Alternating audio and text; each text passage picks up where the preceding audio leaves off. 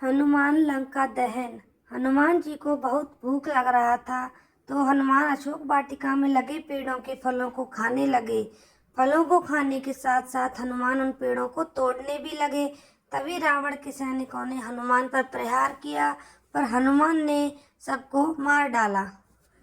जब रावण को इस बात का पता चला कि कोई बंदर अशोक वाटिका में उत्पात मचा रहा है, तो उसने अपने पुत्र अक्षय कुमार को भेजा हनुमान का वध करने के लिए, पर हनुमान जी ने उसे क्षण भर में ऊपर पहुंचा दिया।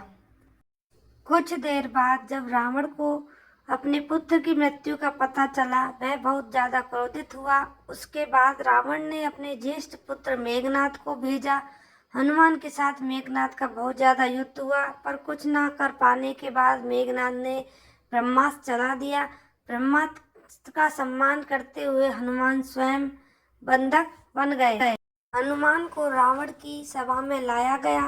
रावण हनुमान को देखकर हंसा और फिर क्रोधित होकर उसने प्रश्न किया, रे बानर, तूने किस कारण अशोक वाटिका को तहस नहस कर दिया? तूने किस कारण से मेरे सैनिकों और पुत्रों का वध किया? क्या तुझे अपने प्राण जाने का डर नहीं है? यह सुनकर हनुमान ने कहा, हे रावण, जिसने महान शिव धनुष को पल भर में तोड़ डाला, जिसने खर दूषण त्रिशिरा और बाली को मार गिराया, जिसकी प्रिय पत्नी का तुमने अपहरण किया, मैं उन्हीं का दूत हूँ। मुझे भूख लग रही थी, इसलिए मैंने फल खाए और तुम्हारे राक्षसों ने मुझे खाने नहीं दिया, इसलिए मैंने उन्हें मार डाला। अभी भी समय है, सीता माता को श्री राम को सौंप दो और क्षमा मांग लो। रावण हनुमान की बात सुनकर हंसने लगा और बोला, अरे दुष्ट, तेरी मृत्यु तेरे सिर पर है। ऐसा कहकर रावण ने अपने मंत्रियों को हनुमान को मार डालने का आदेश दिया। यह सुनकर सभी मंत्री हनुमान को मारने दौड़े। तभी विभीषण वहां आ गए और बोले, रुको, दूत को मारना सही नहीं होगा, यह नीति के विरुद्ध है, कोई और भयानक दंड देना चाहिए।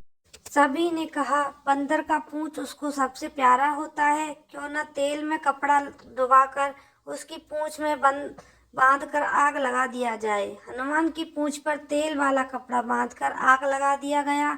जैसे ही पूंछ में आग लगी, हनुमान जी बंधन मुक्त होकर एक छत से दूसरी छत में कूदते गए और पूरी सोने की लंका में आग लगा दी।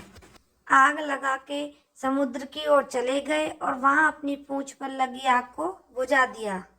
वहां से सीधे हनुमान जी श्री राम के पास लौटे और वहां उन्होंने श्री राम को सीता माता के विषय में बताया और उनके कंगन भी दिखाए। सीता माता के निशानी को देखकर श्री राम भावुक हो गए।